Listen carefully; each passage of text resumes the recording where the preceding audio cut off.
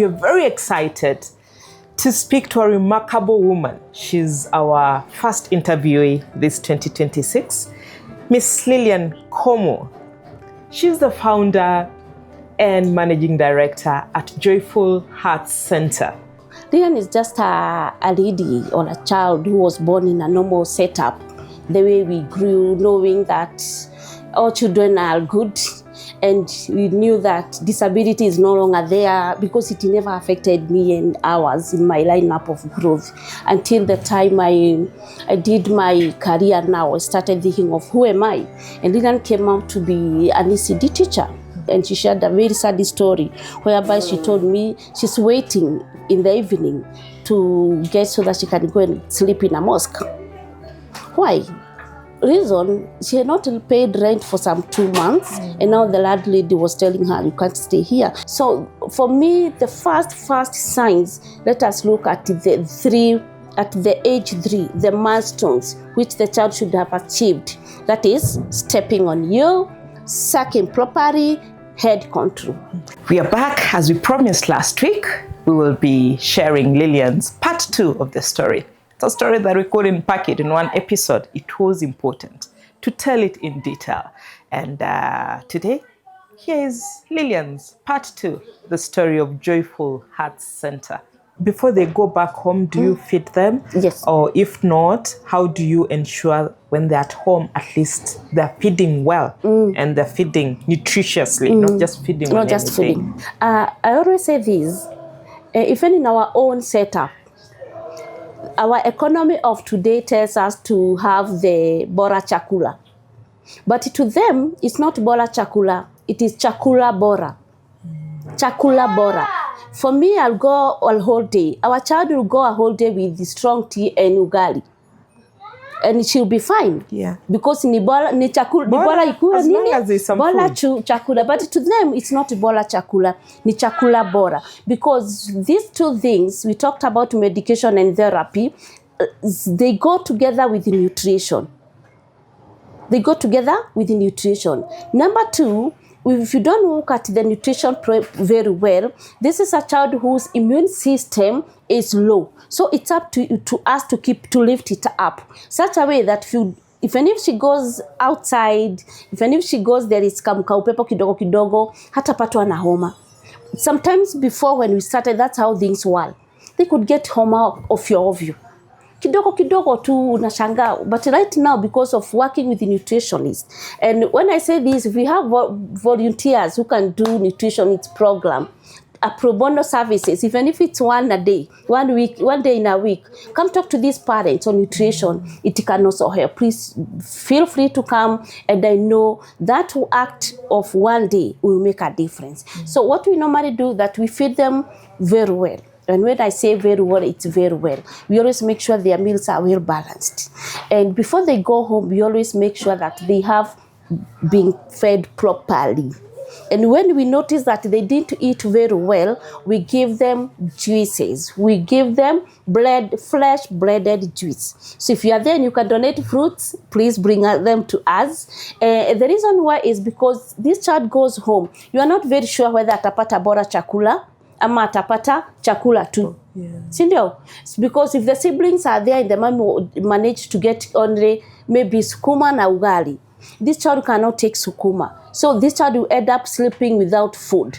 But we always encourage them, do not keep quiet. If the child did not have dinner, come in the morning and tell us, last night things were not in order, and we'll give them the porridge mapema, and we will know how to work on it, because the child cannot go for therapy if the child did not eat supper, and cannot go to therapy when he is sick. So we always try to work with them, because here is to bring the parents closer to you, so that she cannot feel shy.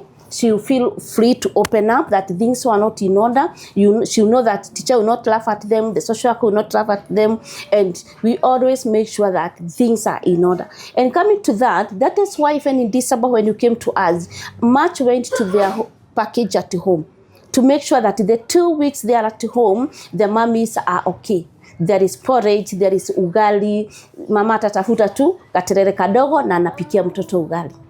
Yes. And what about the mothers? Because you talk about it being a collective responsibility. They're here Monday to Friday. Yes. With you from morning to 4. Then the parents pick them up. Then the parents over the weekend. You know the profiles of the women, especially the mothers to the 14 children that you already have. I know. What is the kind of support, if someone wants to support the mother to be able to afford drugs, what is that kind of support that can be extended to the mothers? Good. When I look at the profiles of all these parents, I think they are all here. And it's like, these are mommies who are empowered. Most of them are actually saloonists. This mommy who tell you, if I can get a capital, I can do a very well salon.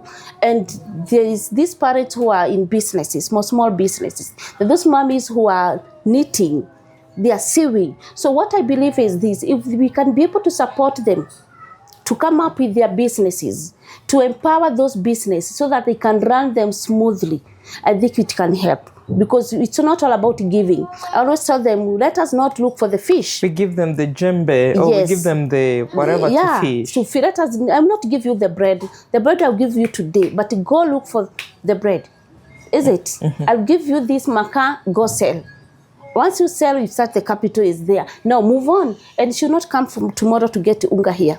Yes. If you've talked about a saloon, you know, roughly what can be, you know, the capital, if we support saloon work businesses, what will be, you know, such a capital? Yeah, that's something which let me say this, they always meet twice a week. And actually last time they met before closing, they told me they want to be meeting every week Friday. So tomorrow they'll be here. Very briefly for 1 hour. They come meet here? Yeah, they meet here outside. Yeah. And they come with their... They told me they'll come in the morning, drop the children, then they discuss the views of this year. I always talk to them. Sometimes I tell them, write out what you want. Have a write-up of what you would like to have. And I have like 4 who are saloonists.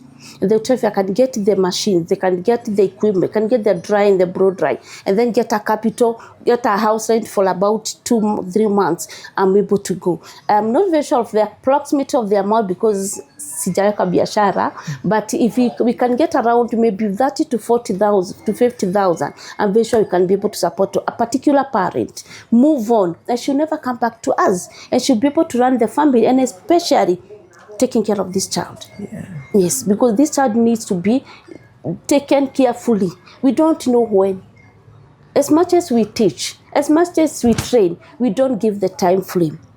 Mary might be like that for a whole year. Yet Lilian, the special needs teacher, the therapist, is saying there is something little remaining, but we don't know because we say we have done our part as human. The remaining part is for God. Yes. Okay. Lilian, we'll take a bit of a break and relax our muscles a little bit before we come back to tie up.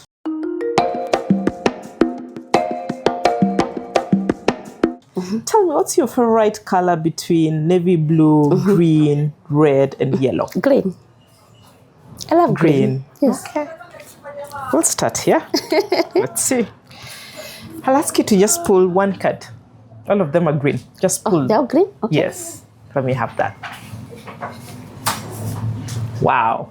It's about resilience and triumph. Wow.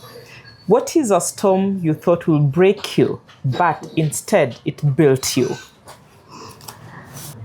Well, I don't know how I'll put it, but I want to put it that there are so many things which I've gone through, so many things, that sometimes I feel like they have brought me down.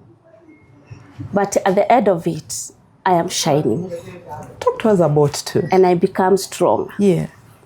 This child, or this parent who came here, and he told me, teacher, you're not the person I thought. And I was like, what do you mean? And she told me so many negative words about Lilian. And I was like, what do I say? And I kept quiet, and they said, thank you for you opening up to you, and I'm happy for that. And she went. And despite that, the child is walking. The child had been here? Yes. We have exited the child. That is now the second child. The child came when the child wasn't working. Yes. And It's her second child. her second child. Yeah. And no, the child came here and she wasn't very severe, so she picked very fast. But she thought, as an institution, we will support this child even back to wherever she will go. And I was like, no, we can't support because we don't have funds. It was towards December. So the child was going to school in January. And the child did not go to school because she wasn't able, and she came back to look for a way out. Then I told her, no, we don't have even here ourselves. We are not able to capture everything and to provide everything. So the only thing I'll help you is look for a school. We look for a school, and the child went. And when the child went, it became, she passed the interview, and then the child was told, now she has to bring the requirements. She came. She told me, well, this and this and this. Come here now, you see, we don't have. Maybe if I get a friend who will support, well and good. And I tried to get a friend who supported the first term and some requirements, and then finally went. But in her, she thought that we will support 100% fully. And that's when I told her it's not possible. She came with very negative words. It was the most horrible thing she told you. Very.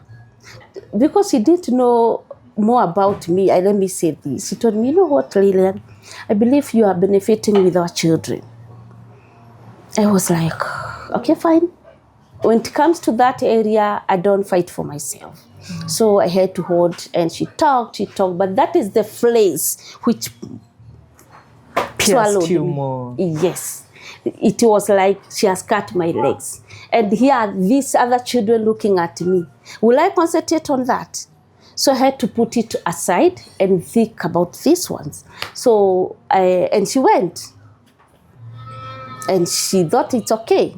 And me also, I thought it is okay. And we kept moving. We could meet. Hi, teacher. Because I don't want to keep quiet. Hi, teacher. Then it happens. She got pregnant.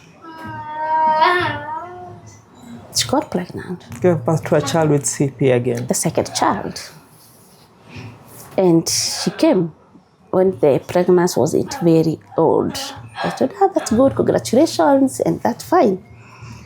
The day she went to give birth, she looked for my number all over, and she called me. And unfortunately, it was on a Saturday. I was in Ushago, and I immediately called the therapist because the mother told me she has been told the child has jaundice. What next? And she has gone back home. She's at home and the child has jaundice. Because of going to the higher hospital, the bigger facility, she went back home. So she looked for my number and then asked her, what do you want? How do I help you? I just need your advice, teacher. Oh, why? Because of my child, I've been told she has jaundice and it is at later stage. And I'm sure it registered because from the first child, Yes. you had educated, she knew, she could see the indicators. So I called the therapist and I asked, therapist, what do we do? I shared the story with the therapist. And then I was told, Lilian, please don't interfere with that, mama. I told the therapist, that is the worst thing that we can do. Teacher, I need to still come back to you. Don't worry. So we went, he called the mother, he told the mother to go to Bagabi, and the child was admitted and things were sorted out. And I came back on Saturday evening, I went to see the child at Bagabi. I didn't see the child because he was in machine. So she stayed in Bagabi for 1 month, and then she came back. The day she was discharged, she called me to go to her house. I told her I'll come, but not today. After a few days, I tried to look for strength. I went because I wanted to see the testimony. So I went and got the mother. At her first sight, she cried. She cried when she saw me. I hugged her. And then later I asked her, what has made you cry? Just tell me. Yeah. She told me, teacher, the day I accused you, I did not understand who you are. The day I called you at night on a certain day, I was fearing you would not respond to me. But you responded, you worked out everything to make you to mend Bagathi. And now here you are. I just want to tell you, you made me to be a strong mother, and I will never utter a negative word to anyone who takes care of children with a disability, because my child was at a risk of getting CP. Wow. I walked like this. And I was getting out of that house. Assume I also threw words to her. Could have been worse. Good. Yeah. But now, and that's what I keep telling people, even the ones we work with, never, if anyone tells anything negative towards what you do not say any other word to her. It made me proud. That day, I was happy when I was seeing her crying, actually. Yeah. And that's why I said, tell me what has made you cry. Does it mean I was not supposed to come? You called me. She hugged me. I hugged her. And then she told me, I'm sorry. I am sorry. And I would never. My child was at a risk. And my doctor at Bagathi told me that this child was at a risk of getting cerebral palsy. And I should take care of her properly.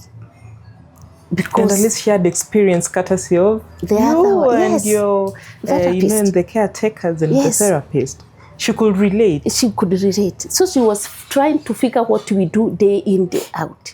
And now here, I asked her, why didn't you call someone else? You called me. Yet you know what you told me, Mom. She told me nobody could understand. And as they say, Lilian, at times also, people are going through different challenges, and maybe some things they're said not intentionally, but out of circumstances. Yes. Wow. Okay. So that is the strength I gained at the end of that. Yeah. And it made me strong. Wow. Yes. Wow. Okay. Let's go to yellow, red, and blue. What is your blue? Yes. Wow. Oh, okay. There are only two. Let's see. Her Memoir. Good. Yes. Wow. It's about leadership and legacy. Who are the women you carry with in your leadership journey? Oh my God. Yes. When I was in campus, I went to African Nazarene University. There's a lecturer, and she has she was teaching psychology. She was teaching a certain unit, and I'm sure you have heard about her. There's a lady called Susan Getau. She's a counselor. That lady, I always admire her. I think she has a farm of. She has an institution for rehabilitation, if I'm not wrong, about drugs and everything. I look at her, I could read a lot in her leadership, in just the way she could even lecture us. That is one, Susan Getau. I always look at her as my, I even don't know whether she knows more about what I know about her. Yeah. But I always feel that anytime we met, we talk, but she gives me strength. And I admire her, yes. And I admire her a lot. And then another side, it comes to, I look at the Mother Teresa history. Oh yeah, Mother Teresa. That is what drives me in day out. And I like reading her stories, her books, her places, because they give me strength. Her journey when she was alive, what she did. She could do a lot of good things and forget and move. Actually, my favorite quote of Mother Teresa is, no one can save the world. Good. Collectively, all of us can save the world. That's my best. Yeah, so I like reading her quotes so much because they give me strength day in, day out. And that is what makes me run this institution. Yeah. I tell my team that no one can tell you what to do to this child. You're the experts. Yes. No one can tell you, including me. Yeah. Be the expert of this child. You think about her, you speak about her, you talk about her, you walk about her. Because who will she talk to? who will walk to her? And they walk the journeys with these kids. Yes. Wow. Yes. Okay. Let's get to the second last between red and yellow. What's your favorite? Red there. Red. Okay.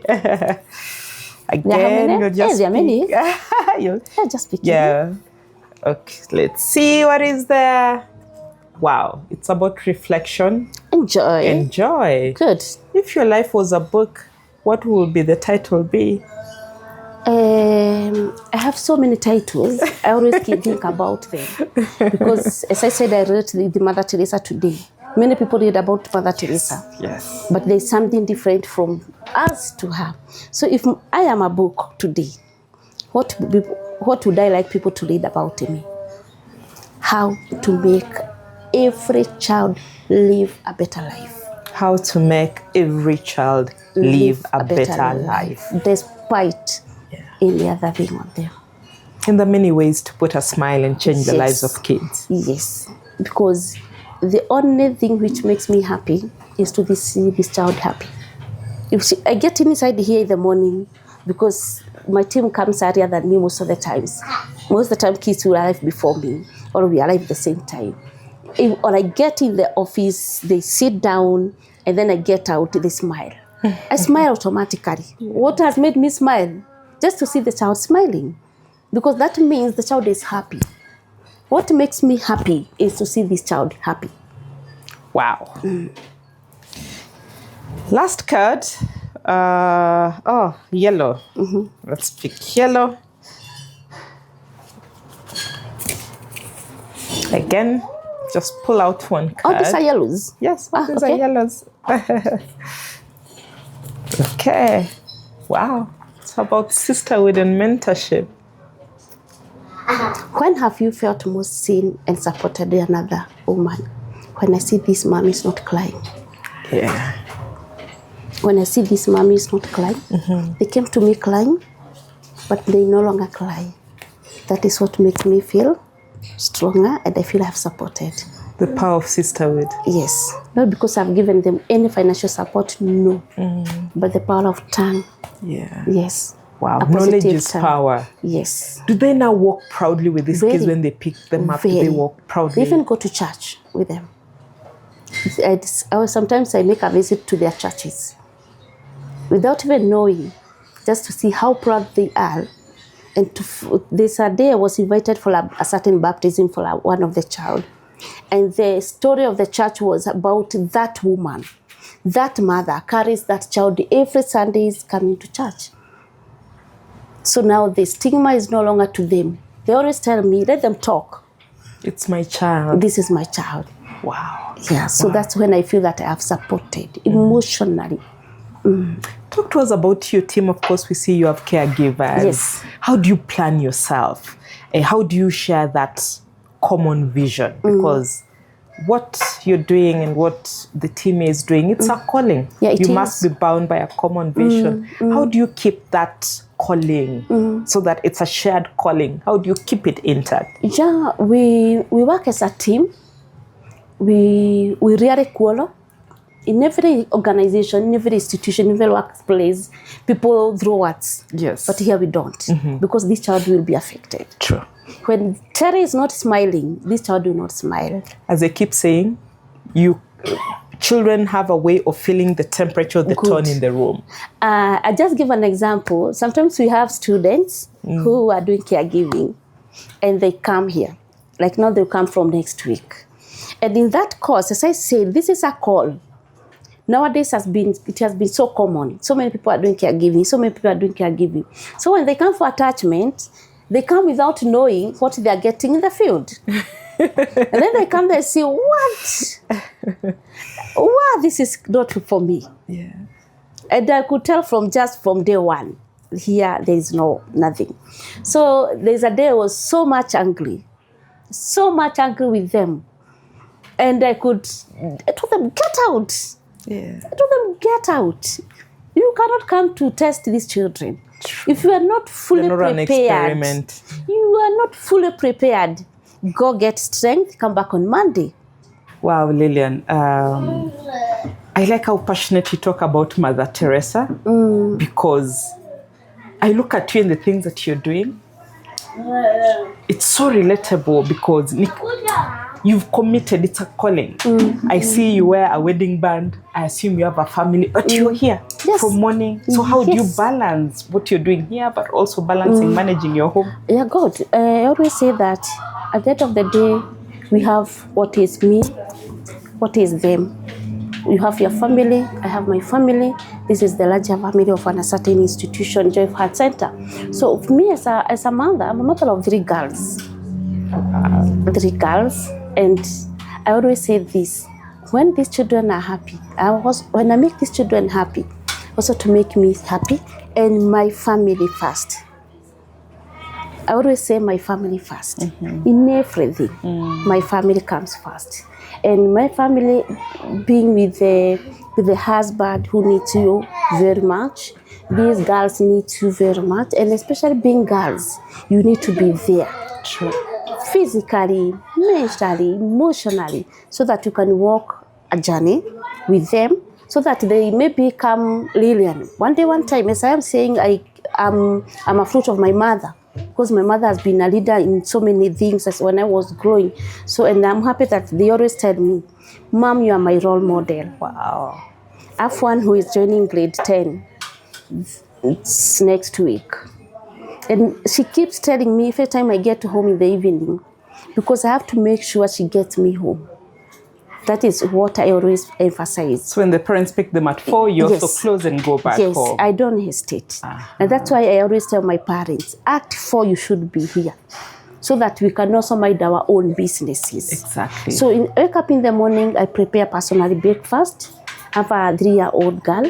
Now, what makes me feel more strong is to know that you cannot serve a community when you're not serving your home, your family fully. Service begins from the household unit. Yeah. So I wake up in the morning, by 5 I'm awake. At 6 I go for a mass. Sometimes I don't.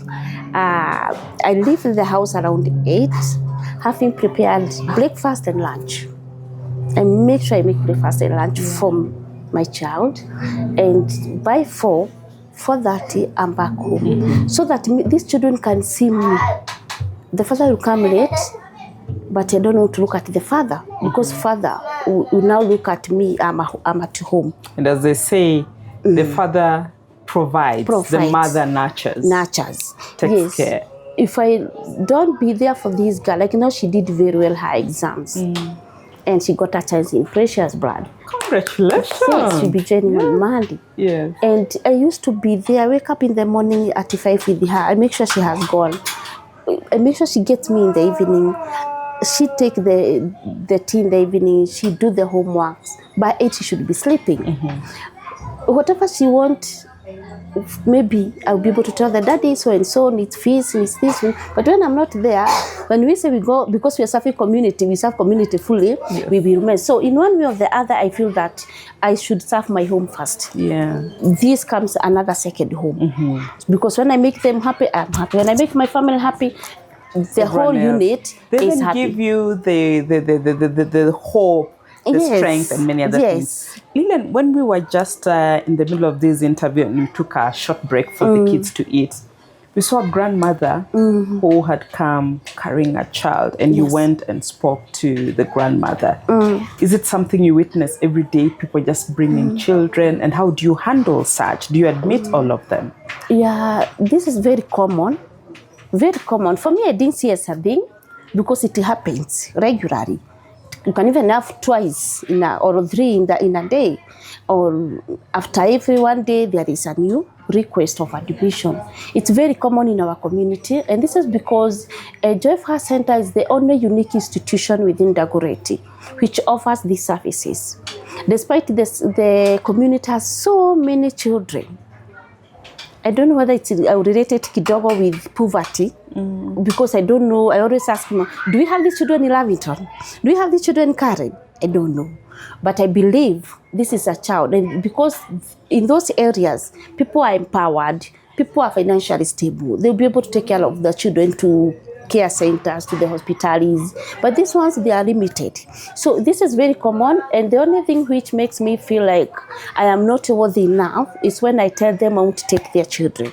This is because of the space we are having. Right now where we are, you can, if it is a normal daycare, we could be having like 50 kids or 30 kids maximum, 30. But now we are having very few children. Yeah, because the wheelchairs also take up quite some space. And then number two, their services, they need one-on-one care.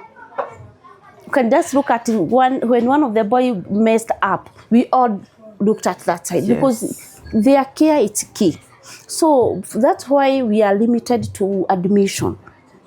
We would like to reduce this issue in the society, have the children on board, all of them, change their lives. But because of that scarcity of space and the necessities and all the requirement for a child to be on board, we cannot admit.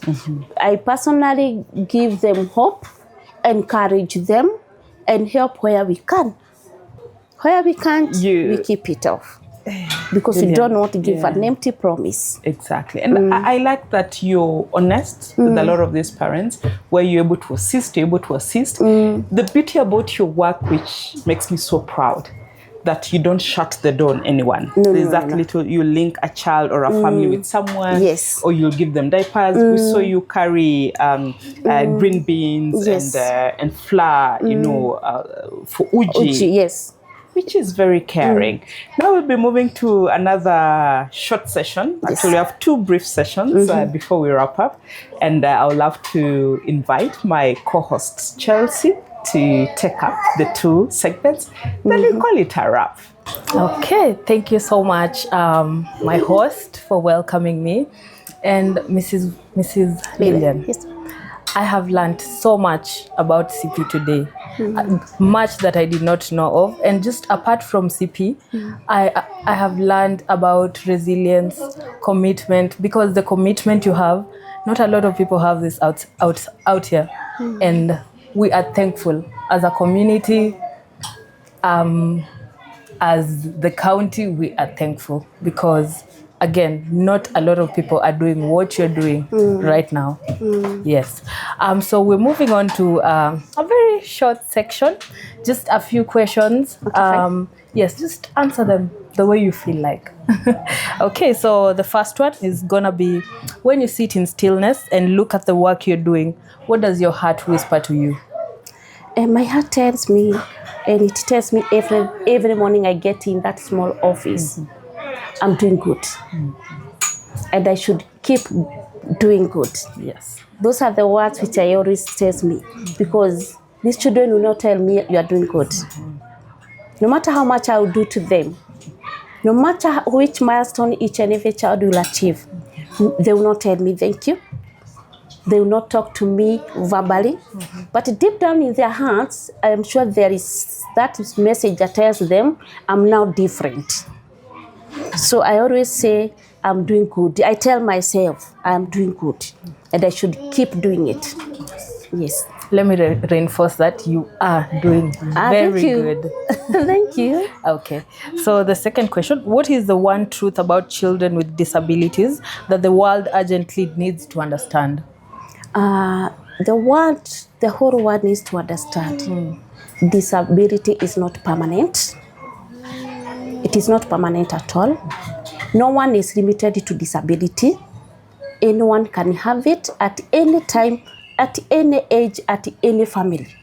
So we should all embrace children with disability. Yes. Yeah. Okay.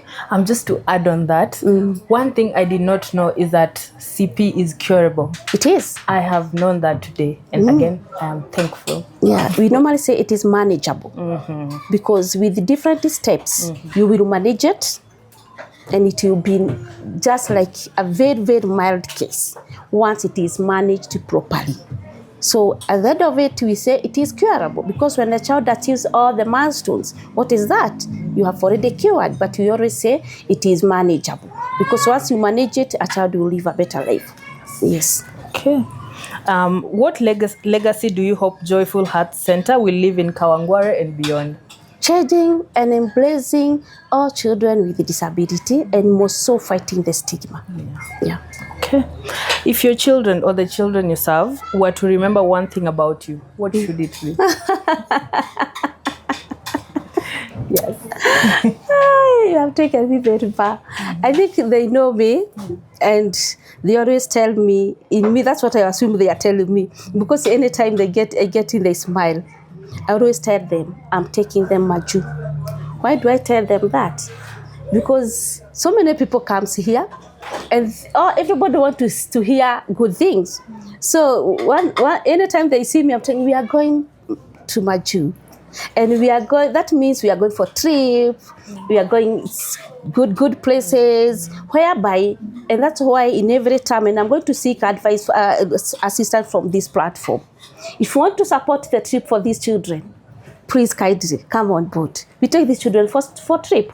We take our children for trips, other children, our schools. We know the second time is for trips. First time is for trips in our school. Even us, we always encourage to take them outside. Last time we went to National Park and they were like, wow, they were all smiling the whole day. So if you are there and you want to support these children this year to go for a trip, kuja tupeleke watoto trip, wafurahi. So I believe they know that Teacher Lilian to them is just a good mommy. And it's someone who cares for them, and I always promise them that there is a future and they can walk. They know, I always tell them, we will walk. The reason why I tell them we go Majid, because we will walk. Yes. So that is so inspiring. What personal belief or conviction has sustained you through seasons of uncertainty and sacrifice? I trust in God. That is one thing. I trust God in each and everything. Even when things are not good here, because not all days are good. Not all good days are good. There are things, sometimes days are very difficult to me, to the parents, and now the center person, the child. I always say, I trust God in each and everything. Lilian cannot go anywhere alone. Lilian cannot do anything, even a single thing to these children. So for me, I believe that if it is not for God, and I keep insisting to Him, and then I don't keep it like it's today. I always emphasize, and I know my God. Sometimes for you, you'll get tired of me knocking, but God does not get tired. So when I keep asking God, I keep asking, and I tell Him, this institution it's not meant for Lilian, because if Lilian will die today, God forbid, does it mean these children will not come on board? They need to come, because they're not here for it. Lilian was just a dream bearer. But the whole thing is, we trust in God. That is what keeps me going. When I come in the morning, my first thing to tell God, when immediately I sit down, God, I need you. I don't know what will happen in the course of the day. You are staying with a child who is not telling me I'm feeling pain, I'm feeling this, but you expect to have a good day and to give the parent back the child who is good, who is safe, who is health-wise okay. But she can't tell you, I'm not feeling well. So I trust each and everything to God, and especially these children. Yes. Trusting God is what keeps me going. Okay. We're going to move to the second section. So the first question. If your entire journey were reduced to one sentence, what would your memoir say? I personally, Lilian cannot make a step. Lilian cannot make any change. But we can change. Me, I cannot. But when we can make a change. Yes. Now true. This change goes directly to children with disability. Lilian cannot make a change to a certain condition, a certain child. But when we, that means a combined mind, the like-minded people. Yes. Okay. What single truth does your life and work stand as evidence of? Let me just repeat that. What single truth does your life and work stand as evidence of? It is possible. It is possible. She has no diaper. It is possible. She went to regular learning. It is possible. She is remaining with walking. It is possible. She has a speech. It is possible. So So me, I don't have that. Let's try. No. Yeah. No, I always believe it is possible. And just from the stories, I have seen that it is possible. Yes. Okay. When history remembers your work with children with disabilities, what should it remember most? Fighting the stigma, because that is what I've been working on.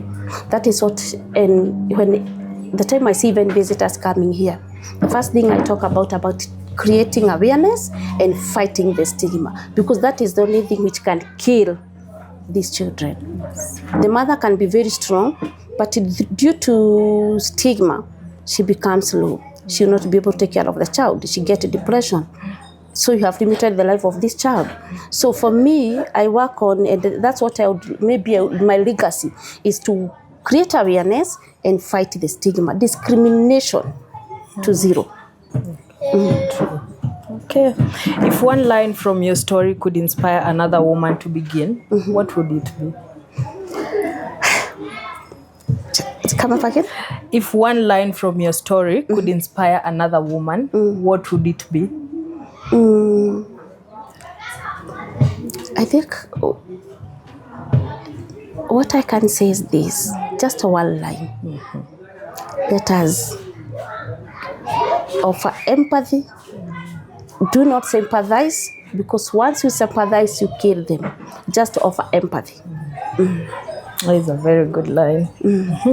What is the one sentence you hope every child whose life you've touched will carry with them? Every child deserves to learn. Yes. Every child deserves to learn, regardless of condition. Every child deserves. And that's why we are here as an institution, Joy of Heart Center, to get this child out of the house.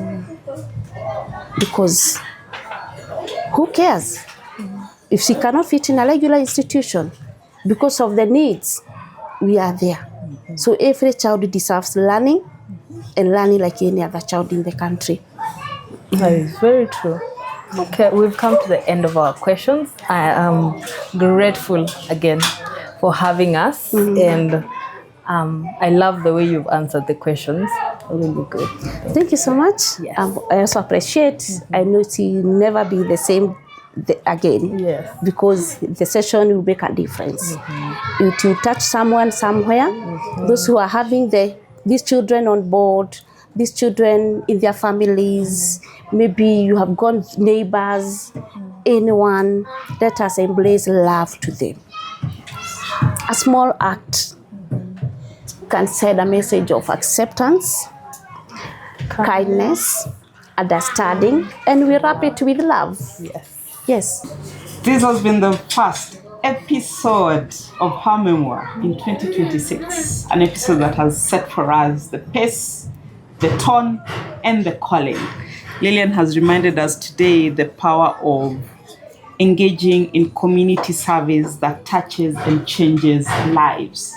And not everyone can do everything, but we collectively, there's so much impact we can leave behind. Lilian, Yes. celebrate you. You are a remarkable woman. Thank you. May your memoir be amplified, be known, be celebrated, and be supported. What parting shot do you have for us? I think my parting shot, this being the first episode in this year, I just feel that now we have created enough awareness. We have touched those who didn't know about disability. Mommies outside there, do not hide the children. Relatives, let us not point fingers to the mothers, whom we call relatives, we call sisters and everyone who are near us, having a child with any condition, regardless of how simple it is. Let us embrace love, and we give them guidelines, because we believe in early diagnosis. Once we diagnose early enough, we can treat, we can manage, and finally we can heal.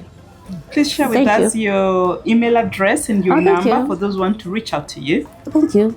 My email address is joyofheartcenter@gmail.com. small. And my contact direct is 720-941721. Karibuni sana Joy of Heart Center this year.